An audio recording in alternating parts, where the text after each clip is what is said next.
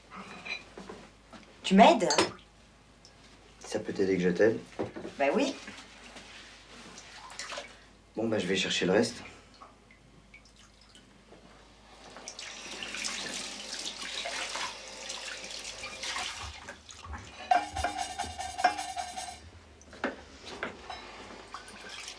Tu vas pas au salade?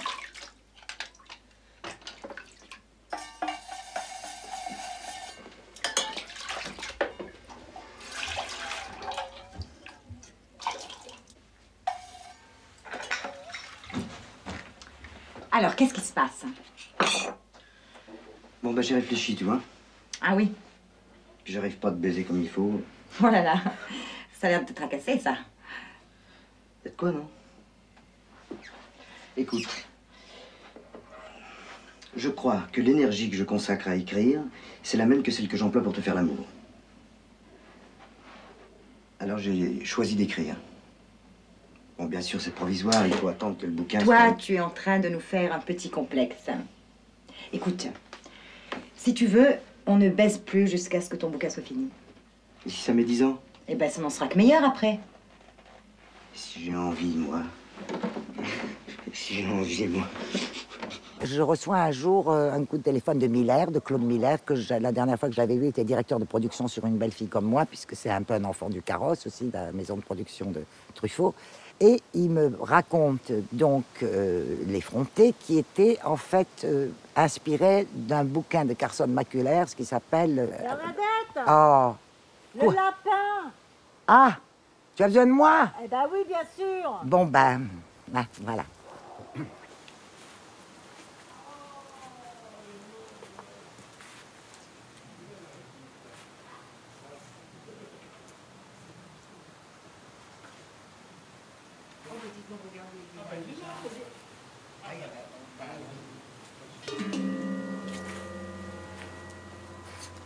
Qu'est-ce que tu fais à bouffer?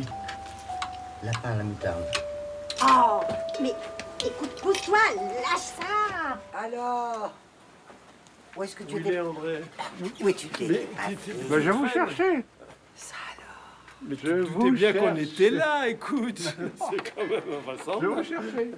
Et alors, dis donc, toi, Camille, elle fait aussi un lapin à la moutarde dans la tortue? Alors, il y avait ça, mais tu sais que le Camille a à voir avec le personnage de Marie, de la maman et la putain. Dans le lapin, moi, ce qui me frappe dans le lapin, c'est que c'est un plat traditionnel, un lapin à la moutarde, et c'est un rapport avec le cinéma, mais un certain cinéma, le cinéma de genre. Bon, on refait toujours la même chose. Hein? Le cinéma de genre que je déteste aujourd'hui, j'aime pas, c'est un polar, c'est un ceci, cela. Moi, j'aime bien un film qu'on ne peut pas définir, justement. Ben oui, mais en cuisine, c'est ce que disait Lénard, d'ailleurs, il disait « je suis réactionnaire en cuisine ». Et puis dans la vie aussi, mais bon... Il était aussi par ailleurs. Ben oui, mais c'est pas mal, ça. Mais il avait raison, là, oui, sur le plan... Oui. Mais tu sais, je te rappelle... Moi, j'aime pas découvrir. On dit, viens, tu vas voir, tu vas découvrir un peu. Oh là là. En plus, ces mélanges de saveurs, oui, tout ça, comme ils disent, les saveurs. Là, c'est les saveurs. Oh là là, oui, ça... Ah, Bernard! Ah, Bernard! Ah, Bernadette! Eh oui, c'est comme ça. Il faut donner la part, il faut donner la parole. La Bernadette! Mais oui!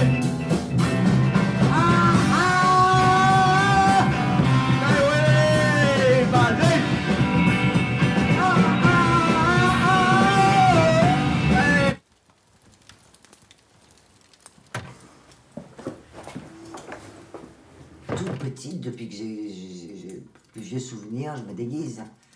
Parce qu'il y avait, dans les Cévennes, dans le grenier, il y avait des mâles, parce qu'il y avait très longtemps que les gens étaient là, donc on gardait les costumes. Donc il y avait vraiment des costumes 1830, hein, avec des trucs de jet.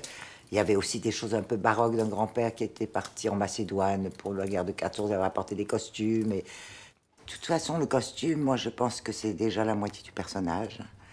Donc j'ai toujours imaginé, en lisant des personnages, comment ils allaient être habillés. Les premiers Chabrol, c'est moi qui faisais tous mes vêtements. Hein. Quand j'avais lu Les Bonnes Femmes, j'avais dit, là, il faut une robe en satin noir, on va savoir pourquoi. Bon, c'est pas une robe du soir, mais c'était cette matière. Il n'y avait pas de costumier. Les Godelureau non plus.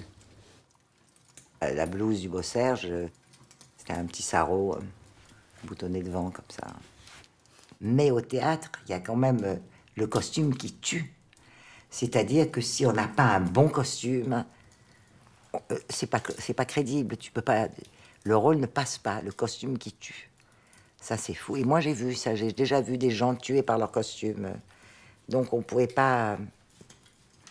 Et c'est vrai qu'il faut être très, très, très vigilant.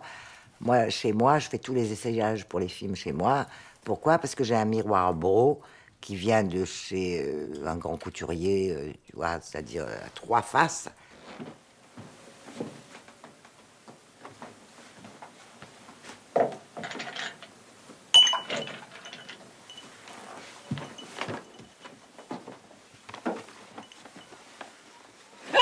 Vous êtes folle, non? Mais non, voyons, pas du tout. Je me suis permis de vous réveiller. Vous alliez avoir un cauchemar horrible. Prenez donc votre verre.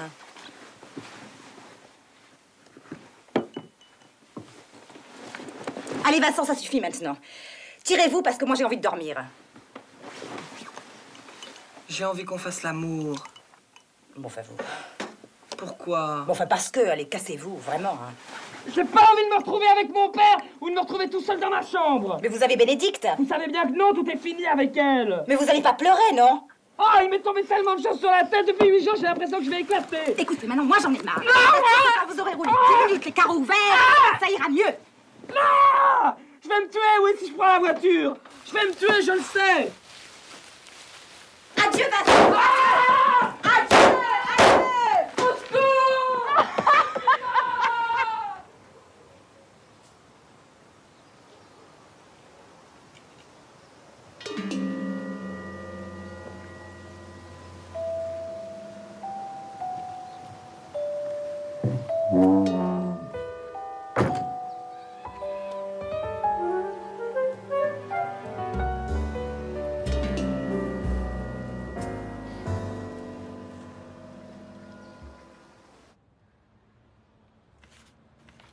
La première fois que j'ai joué au théâtre, c'était en 78, avec la comtesse sanglante, personnage, une sorte de Gilles de Rais féminin qui est en Hongrie, enfin, qui est très connu.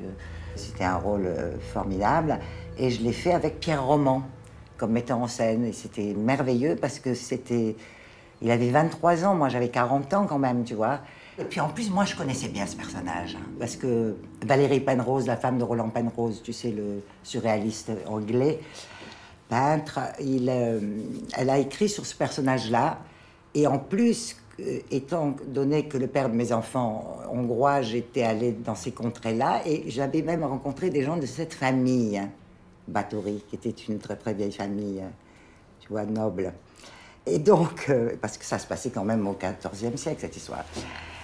Alors, je fais ça, c'était merveilleux, merveilleux. Et c'est vrai que quand j'ai fait la première fois que je suis passée sur scène et tout ça, dans les coulisses, j'ai eu un tel moment de bonheur que j'ai fait une sorte de chose. J'ai dit, je veux bien ne plus jamais faire de cinéma si je peux toujours faire du théâtre. Un truc, tu vois, une bouffée délirante comme ça. Hein. Et puis après, la chance m'a quand même suivie, parce que la deuxième pièce que j'ai jouée, c'était celle-là, La Tour de la Défense, de Coppi. Et là, Coppi confortait à monter ce spectacle très courageusement, personne n'en voulait. Mais Coppi était avec nous du début à la fin. C'était merveilleux. D'ailleurs, je vais peut-être aller chercher quelque chose. Et alors, Coppi était un transformiste extraordinaire. Moi, j'adore les transformistes. Et j'ai retrouvé un peu l'émotion et le ravissement d'un transformiste quand j'ai vu Michel Faux. Parce que Michel Faux, je l'ai découvert en fait chez Olivier Py. Et où il était transformiste aussi. Et puis après, je vais chercher des trucs de la Tour de la Défense. Là.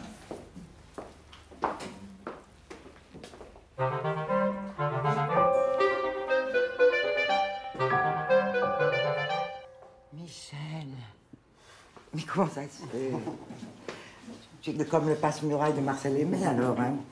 Écoute, j'étais en train de parler de toi, justement. Je parlais de toi. Toi, tu l'as vu, la Tour de la Défense? Oui, quand j'étais... Très jeune. Quand j'étais jeune, oui. Mais c'était interdit au moins de 18 ans, dis donc. Tu avais une maman pour... Ah bon? Non, c'était pas interdit. Ah non, mais c'est les films qui sont interdits au moins de 18 ans, pas les pièces. Mais je pense que ma mère croyait m'emmener voir une pièce de boulevard, en fait. Et ce qui était formidable, je me souviens, c'est que le décor, c'était comme un cliché de décor, de salon bourgeois, etc. Enfin, d'appartement, design. Chesterfield, voilà. Oui. Et puis petit à petit, c'était très drôle, je me souviens, et puis petit à petit, ça dérapait, ça devenait complètement loufoque. Moi, ça m'avait subjugué, parce que quand on découvre, je découvrais en fait, quand on découvre cet univers-là, parce qu'en fait, il bouscule les codes de la société, il bouscule les codes du théâtre aussi. Parce qu'il y a du burlesque, en même temps, il y a de la terreur, il y a... Mais oui. Les pièces de copie, c'est comme des cauchemars, en fait. Oui, bien sûr. D'ailleurs, ou alors on a l'impression qu'ils sont tous sous acide ou sous elle dit substance. Toujours. Oui. Et tu sais qu'il y a des gens que ça a marqué, parce qu'un jour, je prenais un taxi, au moins 20 ans après, je monte dans ce taxi, il me regarde, et il fait... Je suis sous acide, je suis sous acide. Parce qu'elle répète ça. Oui, je sais bien. Là, d'ailleurs, elle doit le dire. Là, magnifique, là. magnifique. Ouais. Ça, c'est une très belle photo de la Tour de la Défense. Daphné. Et alors, cette BD d'Harakiri, alors, elle est pas mal non plus, hein. Et ça, c'était les gens d'Harakiri étaient venus, Copie était là aussi. Pierre Clémenti, Alphon. Pierre qui était sublime, quand même. Et c'était après Désiré? Oui. Tout de suite après, j'ai fait Désiré avec Jean-Claude. Et là, alors, c'était autre chose. C'était magnifique dedans. Ah, mais j'avais adoré faire ça. C'était drôle parce que Jean-Claude, qui était aussi le metteur en scène, alors il faisait toujours l'inspection de l'extérieur. Il me disait, t'as changé de rimel ce soir? Et eux, ils sont combien? Ben une. Ils sont une. Comment une? C'est comme qui dirait une dame seule. Ça va? Peut-être. Bon, alors j'y vais. Mais ce n'est donc pas tout. Non mais attendez une seconde, avant de savoir si oui ou non je fais son affaire, je voudrais bien savoir si je fais votre affaire à toutes les deux. Parce que moi, je vous préviens, j'aime pas les embêtements. Est-ce que ce serait avec plaisir que vous me verriez entrer ici? Oh, mais certainement. Bien sûr. Vrai de vrai? Ah, vous pouvez être franche avec moi, non, sans blague. Hein, parce que vaut mieux me le dire avant que de me faire des misères après. Puis je ne serai pas de force, moi seul, contre deux femmes. Oh, mais en voilà des idées. Pourquoi qu'on irait vous faire des misères? Ah, bah des fois que vous préfériez que ce soit une femme qui entre ici au lieu d'un homme, on ne sait jamais. Pas du tout, justement. Vrai? Alors vous me jurez que vous n'avez rien contre moi? Au contraire. Alors c'est bien. Et Ciboulette, alors, il faut que tu me montres un truc, là, parce que quand même, tu vois, viens voir. J'ai reçu cette brochure de la part du théâtre, l'Opéra Comique. L'Opéra Comique. C'est très gentil, mais alors... Oui, parce qu'il t'a envoyé toute la partition. Oui. Mais ça, t'en as pas besoin, toi. Ben non. Et les scènes, elles sont... Et en fait, toi, le personnage, non, je le trouverai, le personnage. Hein. T'as deux scènes importantes dans l'histoire. Ça se passe au Hall, donc... Elle est voyante un peu, non? Et voilà, et c'est une poissonnière qui tire les cartes et qui va prédire à Ciboulette donc qu'elle va rencontrer le grand amour. Ah oui. Mais ce qui est bien, c'est de... C'est pour ça que je pense à toi, c'est qu'il faut faire quelque chose de complètement sophistiqué. Il faut qu'elle soit ravissante, la poissonnière. C'est une poissonnière de conte de fées, quoi. Tu vois ce que je veux dire? C'est pour ça qu'il ne faut pas que ce soit réaliste. C'est complètement sucré et acidulé comme l'opérette, quoi. Tu vois, ah oui, c'est bien que tu me dises ça. C'est Reynaldo Hahn, la musique, donc c'est très raffiné. Et c'était l'amant de Proust, Reynaldo Hahn. Oui, bien sûr, il y a des lettres magnifiques. Oui, absolument. Mais je trouve que ce que tu devrais jouer un jour, c'est des alexandrins. Mais parce que ce qui est magnifique dans ce que tu fais, c'est que tu as un rapport au texte et au dire et à la diction et à l'élocution très, très carnassier et très lié au texte, en fait. C'est toujours très lié au texte, en fait. C'est pour ça que tu fais beaucoup de lecture publique. J'adore ça, oui. C'est comme si tu étais avant tout une diseuse aussi, tu vois ce que je veux dire. Mais tu m'as dit ça, mais je pense souvent, tu me l'as déjà dit, je me dis, mais Michel me dit ça. Et c'est formidable pour une fille qui a commencé au cinoche en étant une pin-up, tout ça, d'être aussi une diseuse, ça c'est très rare, quoi. Souvent, on a l'un ou l'autre. J'aime les mots, souvent, mais je les aime. Hein.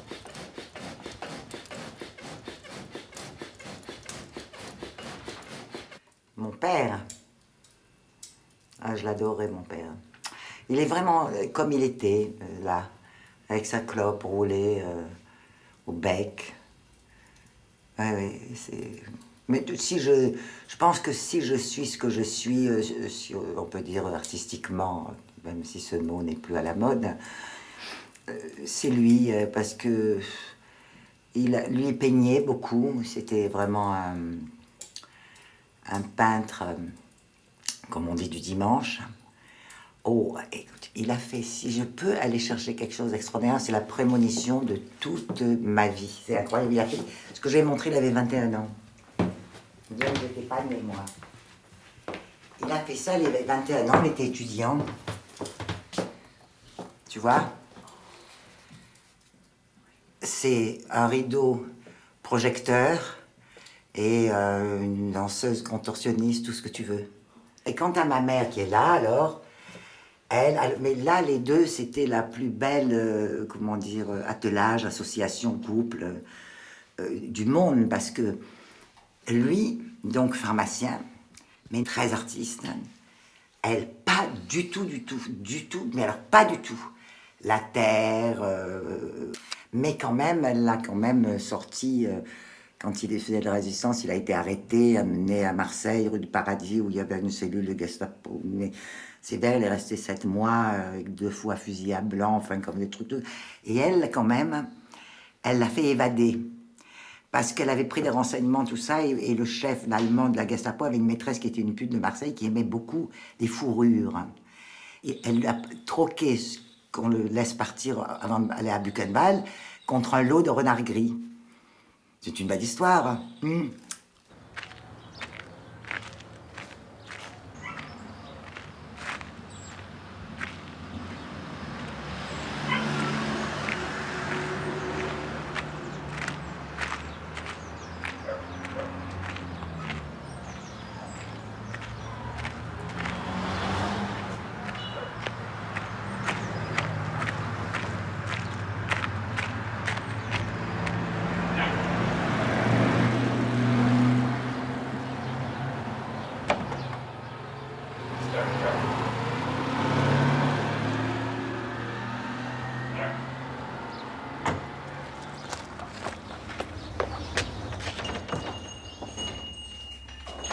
C'est toi, Vincent? Non, c'est la police.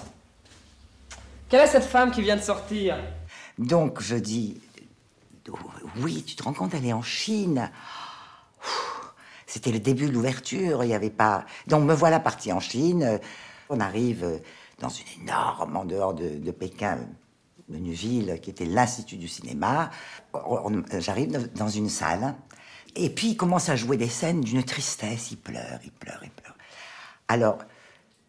Je dis, écoutez, moi j'ai vu souvent l'opéra de Pékin, vous êtes des comiques, des gens vivants, est-ce que vous pourrez pas faire quelque chose de plus gai que de pleurer? Ils se parlent et tout. Ben, donnez-leur un thème, faites-les improviser. Alors là, tu vois, il faut être accessoiriste, quoi, vitesse de réaction. Alors vite, je me dis, bah voilà, il y a une situation, il y a quelqu'un qui est paumé dans une ville, et puis il cherche un médecin ou un truc comme ça, on lui donne des fausses pistes, il se retrouve dans un gymnase, en fait, tu vois, un truc à la De Funès, comme ça, une espèce. Et alors là, il y a eu une explosion. On leur a traduit. Et là, j'ai vu des gens déchaînés. Mais surtout qu'en plus, j'avais fait sucrer la musique soviétique qui passait en même temps, en disant que c'était très, très triste et que je voulais avoir des gongs chinois, comme ils avaient pas ça, les faisait rire. Passer un truc. Donc, il y a eu un mouvement. Bon, moi, il m'avait fait venir, en fait, parce que c'était le début de l'ouverture, tu vois, pour montrer des films. Et du coup, d'ailleurs, ils ont adoré Pauline, que j'ai amené ma fille, qui était dans La Galette des Rois de Ribes, et qui avait... Est-ce qu'elle avait déjà fait poulet au vinaigre? Oui, sûrement, j'ai amené ces trucs-là. Ils l'ont adoré. Et l'année d'après, ça c'était parce que c'était donc en 86. Et en 87, ils l'ont invité pour un film chinois, un match de football extraordinaire, parce que les Chinois prétendent avoir inventé le football quand même. Hein. Donc c'était des Anglais contre des Chinois, puis il y avait une petite occidentale. Et ce film a eu un succès énorme en Chine. Et moi, ce film... Je l'ai vu au Nouvel An chinois, qui était donc en février. Pauline avait disparu, elle n'était plus là depuis le mois d'août. Ouais. Et c'était extraordinaire parce qu'il n'a évidemment jamais été montré nulle part ici. C'était un grand succès en Chine, mais il y avait 2000 personnes pour le Nouvel An chinois, tu vois. Et c'était génial. Ah oui, elle était très aimée en Chine, oui. Mais ici aussi, d'ailleurs. Et oui, ça, c'est la vie, ça, c'est qui prend des... Il y a des gens, c'est des comètes. Ils passent. C'est toujours pareil. Le premier qui m'a dit que je ferais du chemin avec mon cul, c'est mon père. Pour ça, j'en ai fait du chemin, oui. Mais maintenant, j'ai une maison, vous entendez? Et Fan va m'épouser. J'ai une maison et j'aurai des enfants. Fan va faire quelque chose et vous en serez tous sur le cul. Ma jolie, te fâche pas. Me touche pas, sale mec! Je cabosse ta bagnole à coups de cailloux. J'en ai marre. Marre de vous tous. Vous pensez qu'à une chose, me tripoter avec vos grosses pattes. Voyez pas plus loin. Mais merde, vous êtes tous cinglés. Et vous, vous êtes mariés? Vous avez une femme? Ben tant pis. Vous m'emmenez dans votre auto pour me proposer une place de serveuse dans votre restaurant et des petits coups de tronchage à la sauvette. Vous êtes un salaud! Voilà! Tu jettes cette pierre, t'entends? Oui. Oui, les gens étaient tristes, beaucoup. Mais c'est pas une raison pour pas parler. Bah, il y a quand même, il y a beaucoup de gens qui, enfin beaucoup, mais on rencontre des gens qui ont perdu des enfants, pas dans l'ordre des choses, c'est-à-dire trop jeunes. Donc ça, c'est... dans les tournées, comme ça, je sais quand une dame qui rentre dans ma loge après le spectacle, voilà, elle n'a pas besoin de parler. On se prend dans les bras, quoi. Voilà.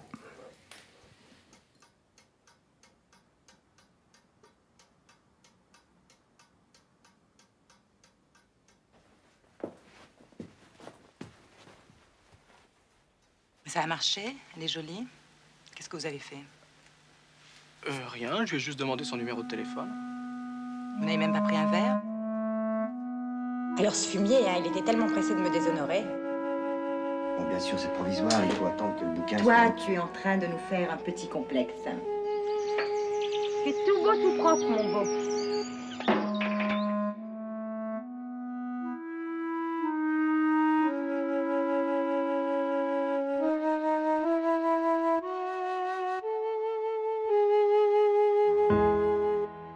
Alors un soir qu'ils étaient après manger leur nouilles, je me suis ramenée dans la Casbah.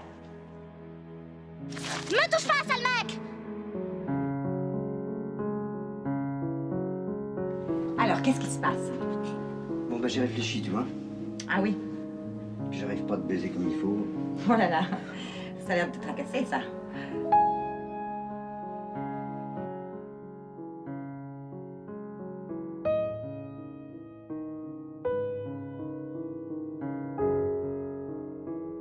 Dites-moi, est-ce que vous me la présenterez?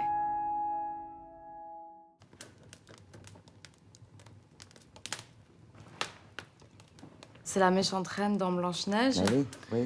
Mais c'est vachement intéressant. Son rôle de méchante, il est génial parce qu'elle elle est vraiment terrifiante parce qu'on sent toutes ses faiblesses, en fait. Ah, ben voilà. On la sent fragile, on la sent faible et désespérée.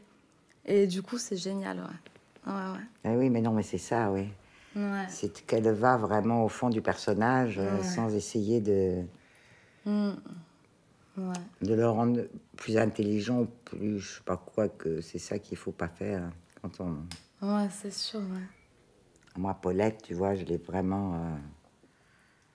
Ah pas oui. de concession, quoi, parce qu'elle est quand même épouvantable, Paulette. Hein. Où t'as fauché ça, mamie, là? Je l'ai trouvée dans une poubelle. Comment ça, une poubelle? Écoutez, monsieur Vito, je sais que Jérémy et le petit bougnoul vendent de la drogue dans la cité, je les ai vus l'autre soir. Mais je vous promets que je ferai pas d'histoire si vous me donnez du travail.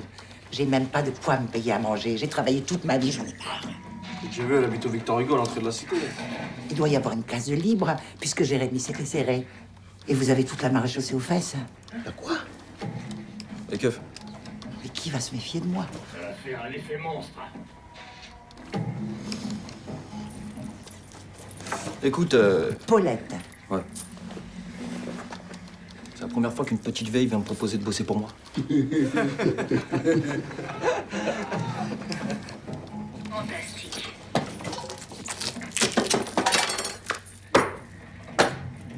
Au fond, c'est peut-être pas con. Je vais te mettre à l'essai. 90-10. C'est-à-dire 90 pour moi, puis 10 pour toi. Allez, bon. Ah, j'ai conclu, monsieur Vito. Tous les numéros dans ma loge. On dit on va jouer, hein. C'est quand même un métier. On dit on va jouer. Pas on va travailler, on dit on va jouer. Ben oui. Évidemment, le plaisir de jouer, il faut jamais le perdre. Le plaisir. Le plaisir. Je pense pas que les gens peuvent avoir du plaisir si ceux qui se montrent n'en ont pas, quoi. Pour moi, c'est d'abord, oui, le plaisir de jouer et le garder. Hein. Vous avez besoin de moi? Ah ben il est chiant, lui. Hein. Oh, le cinéma, c'est chiant.